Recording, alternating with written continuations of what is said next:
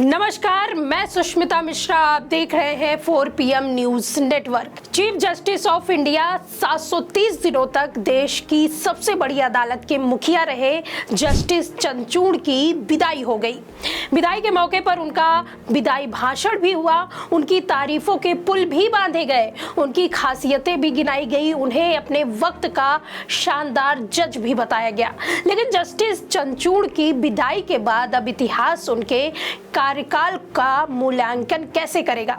इतिहास मूल्यांकन करेगा कि जस्टिस चंद्रचूड़ ने सुप्रीम कोर्ट के CJI के तौर पर उससे पहले 6 साल तक सुप्रीम कोर्ट के जज के तौर पर क्या अहम फैसले दिए, कितने फैसले सरकार को राहत देने वाले थे और कितने फैसले सरकार को असहज करने वाले थे। इतिहास इस बात का भी मूल्यांकन करेगा कि बतौर CJI क्या उन्हें देश के PM मोदी को अपने घर गणेश पूजा के मौके पर बुलाना चाहिए था। इतिहास इस बात का भी मूल्यांकन करेगा कि PM के साथ कई कैमरों की जद में आरती की पूजा करने का वीडियो वायरल होने के महीनों बाद जस्टिस चंद्रचूड़ का ये कहना सही है कि ये महज एक प्राइवेट इवेंट था।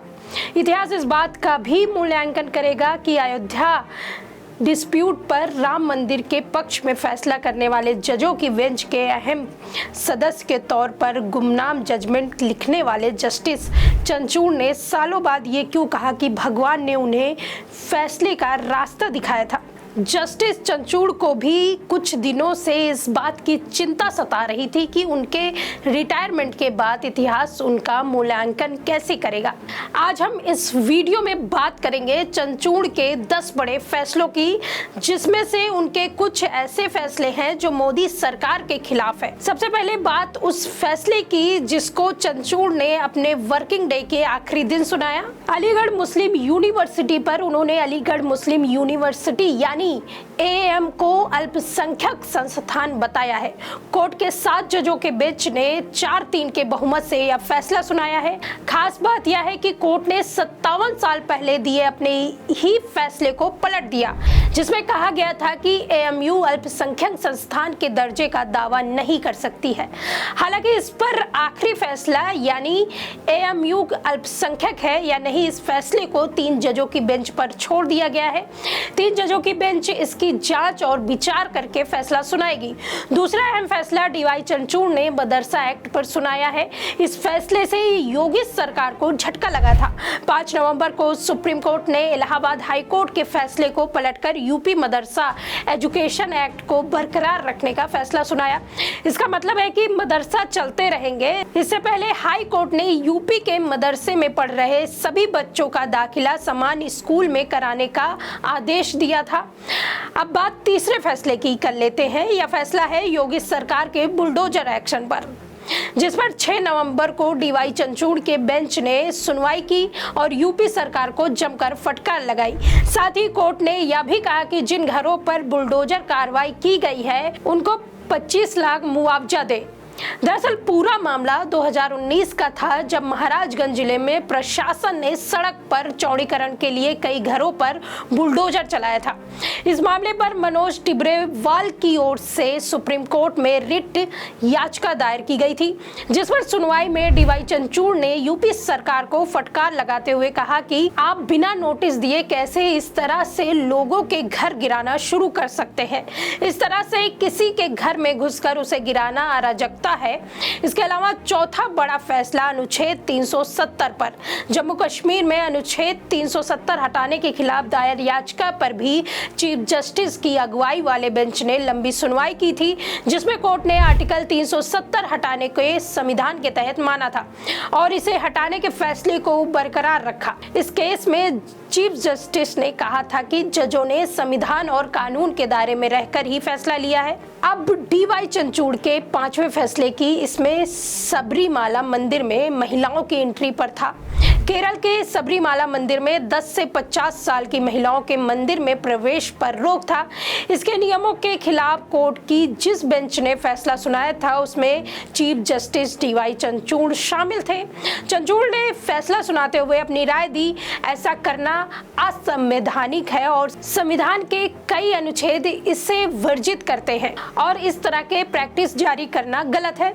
अब 6वें फैसले की बात कर लेते हैं। भारत में भी समलैंगिक विवाह की मांग उठने लगी है। लोग इसके मंजूरी देने की मांग करते हैं, लेकिन जब इस मामले की सुनवाई सुप्रीम कोर्ट में हुई तो चीफ जस्टिस डीवाई चंद्रचूड़ की बेंच ने समलैंगिक विवाह को मंजूरी देने से इनकार कर दिया था, लेकिन साथ ही यह भी कहा कि इस फैसले को हम संसद पर छोड़ते हैं। अगर भविष्य में समाज को लगता है कि ऐसा करना जरूरी है तो वह फैसला लेंगे। 7वें फैसले में बात इलेक्टोरल बॉन्ड पर। मोदी सरकार की तरफ से इलेक्टोरल बॉन्ड योजना की घोषणा 2017 में की गई थी। यह योजना राजनीतिक दलों को चंदा देने का एक वित्तीय जरिया है, जिसमें देश का कोई भी नागरिक या कोई कंपनी अपनी पसंद के किसी भी राजनीतिक दल को गुमनाम तरीके से चुनावी चंदा दे सकते हैं। लेकिन चीफ जस्टिस की अगुवाई वाली बेंच ने इसे खारिज कर दिया।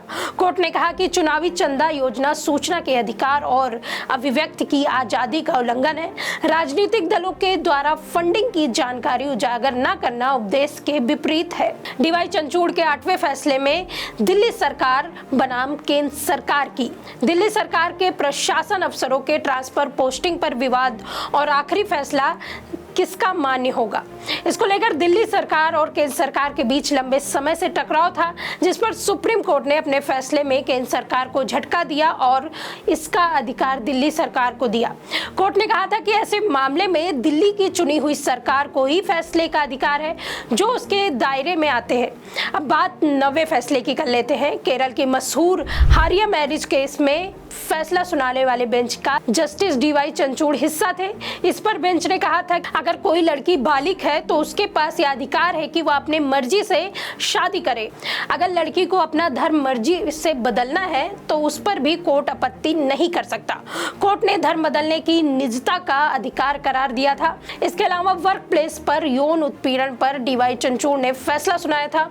मुख्य न्यायाधीश की अगुवाई वाली बेंच ने वर्क प्लेस पर यौन उत्पीड़न को लेकर भी अहम फैसला सुनाया था। बेंच ने कहा था कि ऐसा होना महिलाओं के मौलिक अधिकार का हनन है। इससे महिलाएं कैसे समाज के कामकाज के लिए प्रोत्साहित हो सकेंगी। तो ये थे 10 बड़े फैसले जो डीवाई चंद्रचूड़ ने अपने 2 साल के कार्यकाल में सुनाया, जिसमें कुछ फैसले मोदी सरकार और योगी सरकार के खिलाफ थे। आपको बता दें कि 2 साल के लंबे कार्यकाल के बाद सीजीआई चंद्रचूड़ 65 वर्ष के होंगे, पर 10 नवंबर को रिटायर होंगे। न्यायमूर्ति संजय खन्ना 11 नवंबर से 91वें सीजीआई के रूप में कार्यभार संभालेंगे। फिलहाल इस वीडियो के बारे में आपकी क्या राय है, कमेंट बॉक्स में जरूर बताइए। तब तक के लिए देखते रहिए 4PM न्यूज़ नेटवर्क। मैं सुष्मिता, नमस्कार।